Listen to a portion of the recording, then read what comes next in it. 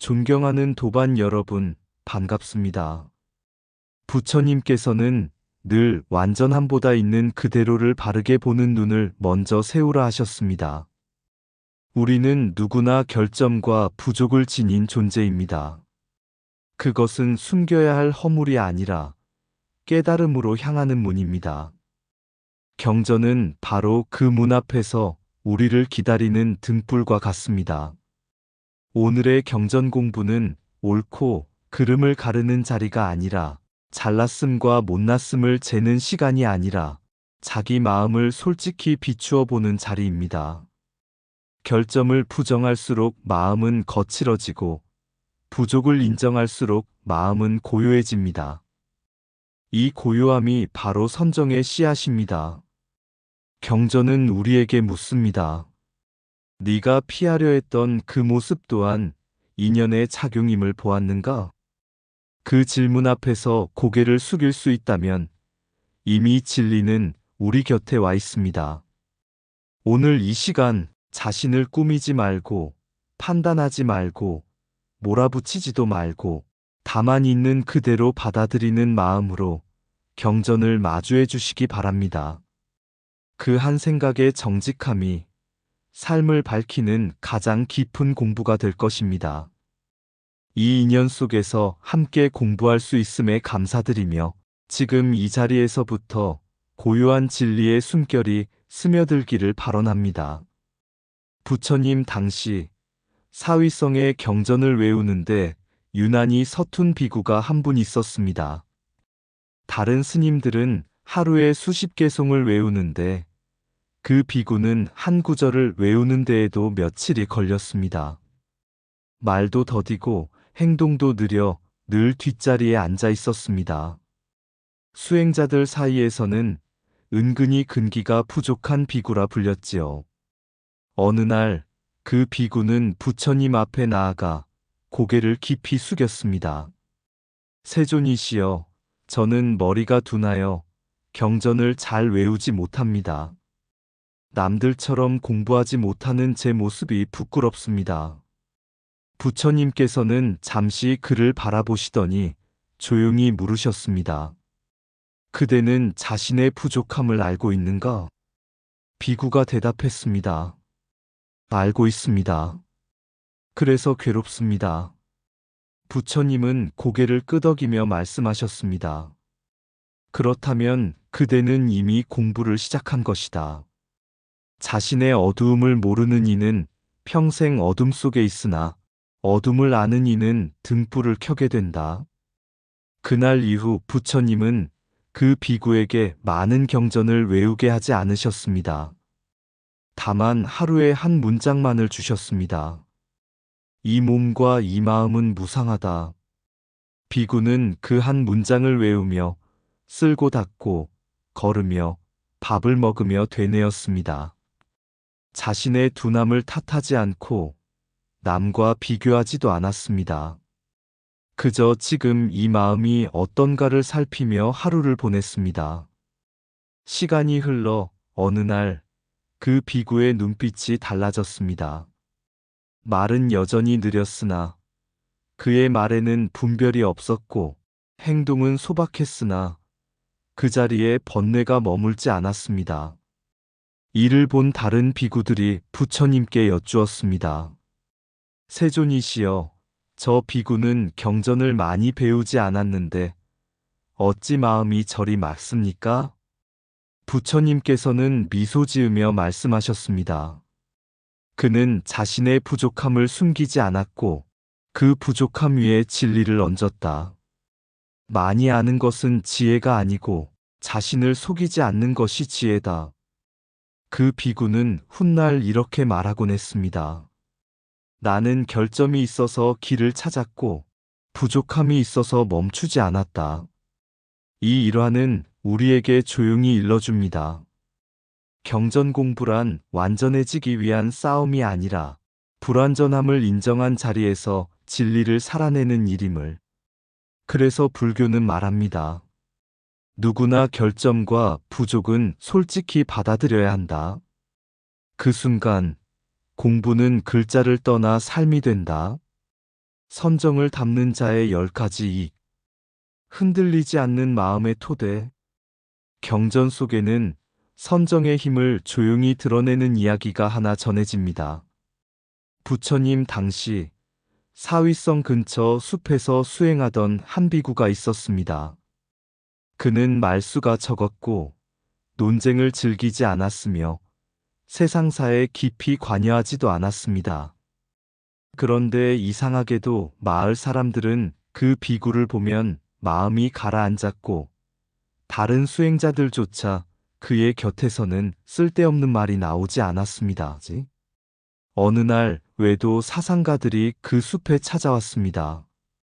그들은 말재주가 뛰어나고 논리가 날카로워 많은 사람을 흔들어 놓곤 했습니다. 다른 비구들에게 다가가 이것이 진리다, 저것이 진리다 하며 설전을 벌였지만 그 조용한 비구 앞에서는 말을 꺼내지 못했습니다. 그 모습을 본 한 비구가 물었습니다. 그대는 왜 그들의 말에 흔들리지 않습니까? 그 비구는 이렇게 답했습니다. 흔들리지 않으려 애쓴 적이 없습니다. 다만 마음이 고요하니 붙잡힐 것이 없을 뿐입니다. 그는 진리를 지키기 위해 싸우지 않았고 이단을 논파하려 들지도 않았습니다. 그러나 그의 마음에는 의심이 머물 자리가 없었고 번뇌가 올라와도 오래 머물지 못했습니다.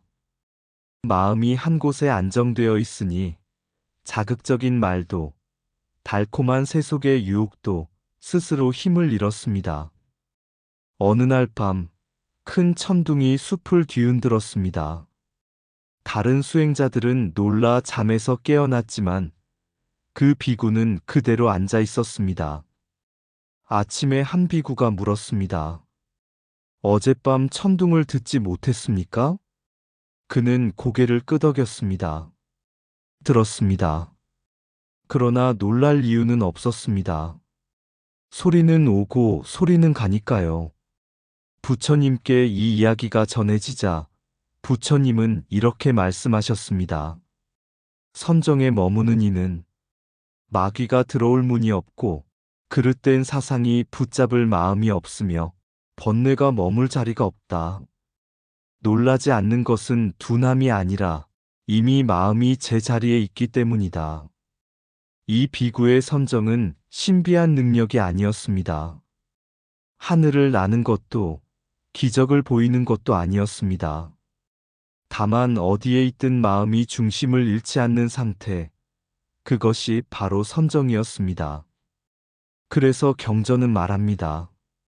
선정은 특별한 사람이 얻는 비밀이 아니라 삶을 바로 서게 하는 내면의 중심이다. 마음이 중심을 얻으면 마귀도 길을 잃고 의심도 머물 곳을 잃으며 번뇌는 힘을 잃고 자비는 저절로 깊어진다. 이것이 바로 선정을 담는 자가 얻는 이익이며 불교가 말하는 흔들리지 않는 삶의 토대입니다. 마음이 고요하면 마귀는 길을 잃고 의심은 머물 자리를 잃는다. 선정을 얻는다는 것은 세상을 떠나는 것이 아니라 흔들리지 않는 자리에 서는 일이다. 진리는 변론으로 지켜지지 않고 안정된 마음 위에 오래 머문다. 번뇌가 사라지는 것이 아니라 번뇌가 오래 머물지 못하는 것이 선정이다. 놀라지 않는 마음은 둔한 마음이 아니라 이미 제자리를 찾은 마음이다. 세속의 쾌락이 멀어지는 것은 억제가 아니라 더 깊은 평화를 맛보았기 때문이다. 마음이 한 곳에 머물면 그릇된 사상은 들어올 틈을 찾지 못한다. 의심이 끊어지는 순간 진리는 설명이 아니라 체험이 된다. 선정은 신비가 아니라 삶을 버텨주는 가장 단단한 중심이다. 자비는 애써 만들지 않는다. 마음이 안정되면 저절로 흘러나온다. 외부의 소라는 마음이 흔들릴 때만 소음이 된다. 참된 수행자는 논쟁에서 이기지 않고 마음에서 평화를 이룬다. 마음이 안정되면 마주치는 모든 상황이 수행의 자리가 된다. 진리를 비방하지 않는 힘은 지식이 아니라 고요한 마음에서 나온다. 선정에 머무는 이는 어디에 있든 길을 잃지 않는다. 선정 바라밀의 실제 수행법, 마음의 파도를 다스리는 길. 경전 공부 자리에서 자주 전해지는 이야기가 하나 있습니다. 이야기는 왜 수행을 하면 오히려 마음이 더 어지러워지는가라는 질문에서 시작됩니다. 부처님 당시 한 비구가 깊은 숲으로 들어가 참선을 시작했습니다. 처음 며칠은 마음이 고요했습니다. 숨결은 부드러웠고 몸은 가벼웠습니다. 그는 속으로 생각했습니다. 이제 선정에 들었구나. 그러나 시간이 지나자 전혀 다른 일이 벌어졌습니다. 앉기만 하면 오래된 기억이 떠오르고 원망, 후회, 욕망이 파도처럼 밀려왔습니다. 잠도 쏟아지고 괜히 화가 나고 세상사가 자꾸 떠올랐습니다. 그는 괴로워 부처님께 나아가 이렇게 말했습니다. 세존이시여, 수행을 시작한 뒤로 오히려 마음이 더 혼란스러워졌습니다. 이는 제가 길을 잘못 들었기 때문입니까? 부처님께서는 그에게 묻지 않고 한 가지 비유를 들어 말씀하셨습니다. 맑은 물이 담긴 그릇을 오래 두면 바닥에 흙이 가라앉는다. 그러나 그릇을 들어 흔들면 그동안 보이지 않던 흙탕물이 위로 떠오른다. 그렇다고 물이 더러워진 것인가? 비구가 고개를 저었습니다. 그대의 마음도 이와 같다. 참선, 염불, 간경, 기도는 마음을 흔드는 것이 아니라 마음속에 가라앉아 있던 파도를 드러내는 일이다. 부처님은 이어 말씀하셨습니다. 번뇌가 일어나는 것은 수행이 실패했기 때문이 아니라 그동안 보지 못하던 마음의 작동이 드러났기 때문이다. 파도가 보인다는 것은 바다를 바라보고 있다는 증거다. 그 비구는 그날부터 달라졌습니다. 번뇌가 일어나면 없애려 하지 않았고 도망치지도 않았습니다. 그저 호흡으로 돌아와 한 생각에 마음을 모았습니다. 염불을 할 때는 염불만, 보시를 할 때는 보시만, 개를 지킬 때는 개만 지켰습니다. 이것이 부처님이 말씀하신 지극한 마음이었습니다. 그러자 이상하게도 번뇌는 여전히 일어났지만 오래 머물지 못했습니다. 파도는 있었으나 휩쓸리지는 않았습니다. 그는 비로소 깨달았습니다. 선정이란 파도가 없는 바다가 아니라 파도에 끌려가지 않는 마음이구나. 어느 날 그는 다시 부처님께 여쭈었습니다. 수행 중에 자꾸 장애가 생기는 이유는 무엇입니까? 부처님께서는 미소 지으며 답하셨습니다. 길을 가지 않으면 돌부리에 걸릴 일도 없다. 마장은 수행을 방해하기 위해 오는 것이 아니라 수행이 깊어지고 있음을 알리는 문지기와 같다. 이 이야기가 전하는 경전의 가르침은 분명합니다. 흔들림은 실패가 아닙니다. 번뇌는 잘못이 아닙니다. 그것은 마음이 깨어나고 있다는 과정의 표지입니다. 그래서 불교의 수행은 말합니다. 지극한 마음으로 한 가지를 놓지 않고 나아갈 것. 파도를 없애려 하지 말고 파도를 아는 자리에 머물 것. 그 자리가 바로 선정 바라밀이 산 속에서 자라는 길입니다. 수행 중에 번뇌가 보인다는 것은 마음이 깨어나기 시작했다는 증거다. 선정은 파도를 없애는 힘이 아니라 파도에 끌려가지 않는 지혜다. 흔들림은 길을 벗어났다는 신호가 아니라 길 위에 서 있다는 표식이다. 마음이 어지러울수록 한 생각으로 돌아가라. 그것이 지극한 마음이다. 번뇌는 적이 아니라 다스려야 할 마음의 작동일 뿐이다. 참선과 염불은 마음을 깨끗이 만드는 일이 아니라 마음을 바르게 보는 일이다. 수행이 깊어질수록 숨겨졌던 생각들이 먼저 떠오른다. 마장은 수행을 끊기 위해 오지 않고 수행을 시험하기 위해 나타난다. 파도를 두려워하지 않는 자만이 바다를 끝까지 건넌다. 지극한 마음은 많이 하는 데 있지 않고 한 가지를 놓지 않는 데 있다. 번뇌가 일어나도 돌아올 자리가 있으면 그것이 이미 선정이다.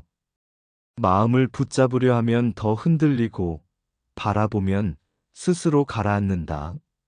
수행이란 마음을 고치는 기술이 아니라 마음을 떠나보내는 지혜다. 장애는 실패의 증거가 아니라 정진이 살아있다는 징표다. 한 생각에 머무는 힘이 삶 전체를 고요하게 한다. 존재하지 않는 이미지입니다. 결점과 부족을 받아들이는 수행의 완성. 긍정에서 피어나는 평화로움. 경전 공부 자리에서 자주 인용되는 이야기가 하나 있습니다. 이 이야기는 수행이 언제 관념을 벗어나 삶이 되는가를 분명히 보여줍니다. 부처님 당시 수행이 매우 엄격한 비구가 있었습니다. 그는 계율을 철저히 지켰고 참선에도 게으름이 없었습니다. 다른 비구들이 보기에는 흠잡을 데 없는 수행자였습니다. 그러나 그의 얼굴에는 늘 긴장이 서려 있었고 누군가 실수를 하면 마음속으로 판단이 먼저 일어났습니다. 어느 날 한 젊은 비구가 실수로 바루를 깨뜨렸습니다. 그 비구는 크게 낙담하며 스스로를 책망했습니다. 그 모습을 본 엄격한 비구는 속으로 생각했습니다. 저렇게 마음이 흐트러지니 수행이 되겠는가? 그날 밤, 그 엄격한 비구는 참선 중에 이상한 경험을 했습니다. 분노, 자만, 비교하는 마음이 끊임없이 올라왔습니다. 그는 마음속으로 애써 밀어내며 다스리려 했지만 오히려 더 거세졌습니다. 결국 그는 부처님께 나아가 이렇게 말했습니다. 세존이시여, 저는 계도 지키고 정진도 하는데 어찌 번뇌가 줄지 않습니까? 부처님께서는 그에게 조용히 물으셨습니다. 그대는 자신의 결점을 본 적이 있는가? 비구는 잠시 말문이 막혔습니다. 그는 늘 결점을 없애려 했지 결점을 있는 그대로 바라본 적은 없었던 것입니다. 부처님은 말씀하셨습니다. 번뇌는 밖에서 오는 것이 아니다. 마음에서 일어나고 마음에서 머물며 마음에서 사라진다. 그런데 그대는 번뇌를 적으로만 여기고 그 마음의 주인을 보지 않았다. 그날 이후 그 비구는 달라졌습니다. 번뇌가 일어나면 스스로에게 이렇게 물었습니다. 이 마음이 지금 어떤가? 자만이 일어나면 아, 이런 마음도 있구나 하고 인정했고 성냄이 일어나면 이 또한 나의 업식이구나 하고 지켜보았습니다. 억누르지도 변명하지도 않았습니다. 놀랍게도 그 순간부터 번뇌는 힘을 잃기 시작했습니다. 결점을 부정할 때는 고통이 깊어졌지만 결점을 인정하자 마음은 오히려 부드러워졌습니다. 그는 다른 사람의 허물도 다르게 보게 되었습니다. 비난 대신 이해가 먼저 일어났고 참음은 억지가 아니라 자연스러운 인육이 되었습니다. 정진은 남을 이기기 위한 노력이 아니라 자신을 속이지 않는 꾸준함이 되었습니다. 부처님께서는 이 모습을 보고 말씀하셨습니다. 보살의 선정은 허공과 같다. 허공은 더러움을 가리지 않고 맑음 또한 붙잡지 않는다. 그러므로 자유롭다. 대승보살의 신통이란 기적을 보이는 힘이 아니라 자기 마음의 그림자를 숨기지 않는 용기에서 나옵니다. 결점을 인정하는 순간 수행은 머릿속의 이상이 아니라 하루하루의 삶으로 내려옵니다. 그래서 불교는 말합니다. 결점을 없애려 애쓰는 동안 우리는 고통 속에 머물고 결점을 받아들이는 순간 비로소 자유가 시작된다고. 이것이 긍정에서 피어나는 평화로움, 그리고 수행의 완성입니다. 번뇌는 세상에서 오지 않고 늘 내가 붙잡은 생각에서 피어난다. 결점을 부정하는 마음이 곧 고통의 문을 잠그는 자물쇠가 된다. 자신을 있는 그대로 보는 용기가 수행의 첫 관문이다. 마음이 완전해져서 평화로운 것이 아니라 불완전함을 허용할 때 평화가 온다. 인욕은 참아내는 기술이 아니라 사실을 사실로 받아들이는 지혜다. 정진은 결점을 없애는 노력이 아니라 결점 속에서도 물러서지 않는 마음이다. 남의 허물을 보는 눈은 내 마음의 거울이 된다. 스스로를 속이지 않는 순간 수행은 경전에서 삶으로 내려온다. 번뇌를 없애려 애쓸수록 번뇌는 힘을 얻고 알아차릴수록 힘을 잃는다. 보살의 선정은 고요함에 있지 않고 흔들림을 안고도 무너지지 않는 데 있다. 결점을 인정하지 못하는 마음이야말로 가장 깊은 결점이다. 신통은 하늘을 아는 데 있지 않고 자기 자신을 회피하지 않는 데 있다. 나를 용서하지 못하는 마음은 끝내 세상을 원망하게 된다. 수행이 깊어질수록 완벽을 버리고 진실을 택하게 된다.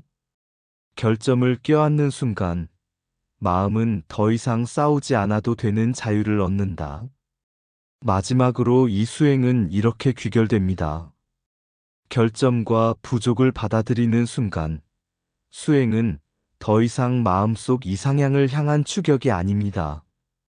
경전이 말하는 번뇌는 밖에서 날아오는 화살이 아니라 마음이 스스로 빚어 올린 그림자입니다.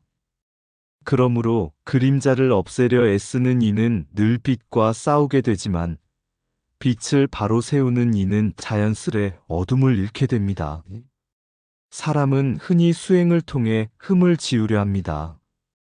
그러나 대승의 길에서 보살은 흠을 숨기지 않습니다. 결점을 알아차리고 부족함을 인정하며 그 위에 자비를 놓습니다. 인욕은 모욕을 삼키는 인내가 아니라 지금 이 마음의 상태를 사실로 받아들이는 지혜이며, 정진은 완전해지기 위한 분투가 아니라 도망치지 않겠다는 서원입니다. 경전에서 말하는 선정과 신통은 특별한 능력이 아닙니다. 마음이 흔들리지 않는 까닭은 파도가 사라졌기 때문이 아니라 파도 위에서도 중심을 잃지 않기 때문입니다. 결점을 아는 채 걷는 이에게는 더 이상 숨길 것도 증명할 것도 없습니다. 그 자리에 생겨나는 평화는 긍정의 언어에서 오지 않고 진실을 외면하지 않는 용기에서 피어납니다. 그래서 수행의 완성은 관념의 꼭대기에 있지 않습니다. 바로 오늘의 삶 한가운데 넘어짐과 부족함을 인정하는 그 순간에 있습니다. 그때 비로소 경전은 책장을 떠나 마음이 되고 마음은 다시 세상을 밝히는 등불이 됩니다. 결점과 부족을 받아들이는 수행의 완성. 번뇌는 길 위의 돌이 아니라 내 마음에서 굴러나온 울림. 나는 그것을 치우려다 하루를 잃고 바라보다가 한 생을 얻는다. 부족함을 부정할수록 마음은 스스로를 몰아세우고 인정하는 순간 숨이 다시 제 자리를 찾는다. 결점은 지워야 할 낙서가 아니라 자비가 머물 자리. 그 위에 인욕이 앉고 정진이 조용히 불을 밝힌다. 보살의 선정은 흔들리지 않음이 아니라 흔들림을 품는 깊이. 신통은 하늘을 나는 일이 아니라 도망치지 않는 자유. 나는 오늘도 완전하지 않다. 그러나 이 불완전함을 안고 한 걸음 물러서지 않는다. 그때 경전은 글자를 벗고 삶으로 내려와 넘어지는 나를 붙잡아 고요히 앉힌다. 결점을 인정하는 이 자리. 여기서 수행은 마침내 숨을 쉰다. 이상 붓다의 복과 지혜였습니다. 오늘도 복지 구족한 날 되세요. 구독과 좋아요는 붓다의 복과 지혜를 밝히는 큰 자비의 등불이 됩니다.